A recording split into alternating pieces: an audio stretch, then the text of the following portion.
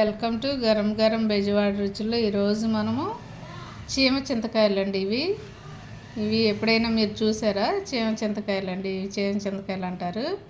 మేమైతే చిన్నప్పుడు బాగా తినేవాళ్ళం అండి. చూడండి, ఇవి చాలా టేస్ట్గా ఉంటాయండి.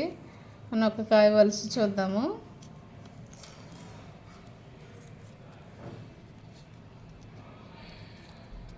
ఇవి చూడండి, చాలా చాలా టేస్టీగా ఉంటాయండి. ఇవి మేము చిన్నప్పుడు చాలా ఎక్కువ దొరికాయండి. అప్పుడు చెట్లు కూడా ఎక్కువగా ఉండేటివి.